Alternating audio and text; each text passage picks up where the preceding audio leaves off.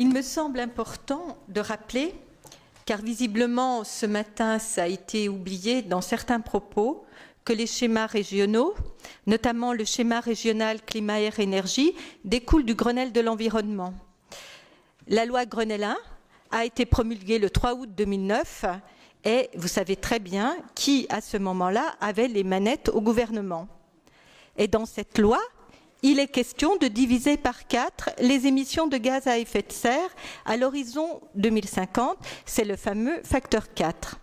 Alors nous partageons cette ambition, bien évidemment.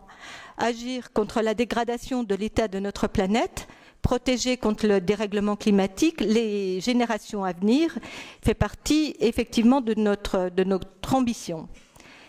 Mais la différence, je dirais, entre vous et nous, c'est que nous traduisons les mots en actes, contrairement à l'ancienne majorité qui n'a fait que détricoter le Grenelle de l'environnement. Alors, traduire en actes, ça veut dire 600 000 rénovations par an au niveau national. Au niveau de la Franche-Comté, c'est conduire une politique de rénovation selon une moyenne de 15 000 logements par an, notamment des logements sociaux, donc bien sûr avec une montée en puissance progressive.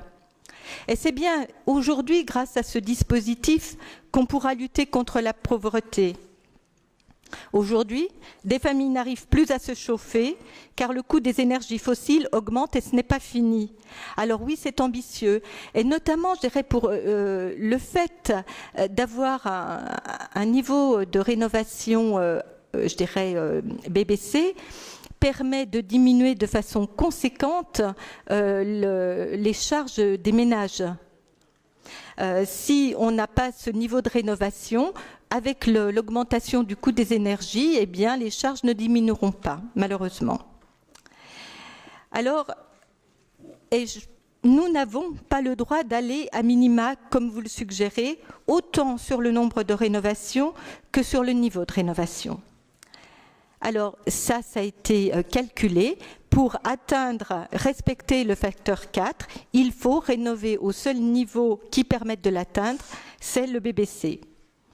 Et pour massifier la rénovation dans le parc résidentiel, le gouvernement est enclin à développer le mécanisme de tiers-financement. Alors, c'est quoi le tiers-financement? Eh bien, c'est permettre de rembourser des travaux de rénovation en fonction des économies d'énergie réalisées, en sachant qu'en fonction de la rénovation, on peut aller de -2 à -4 au niveau des coûts énergétiques. Aujourd'hui, ce tiers-financement est testé par 2 régions, c'est la région Île-de-France et la région Rhône-Alpes, dans le cadre justement de leur SEM et des SPL Rénovation. On voit là toute l'importance, contrairement à ce qui a été dit, de la mise en place du PREB et que l'ensemble des collectivités locales, je dirais, aient la même ambition. Alors, contrairement à ce que vous avez dit, Madame Branget, je vais vous donner un exemple, celui de l'Allemagne. Avec un investissement public de 1,3 milliard d'euros, l'Allemagne a su générer 7 milliards d'euros de travaux de rénovation lourde sur 350 000 logements, générant du même coup 180 000 emplois dans la construction. On voit ainsi l'ampleur des enjeux pour notre région.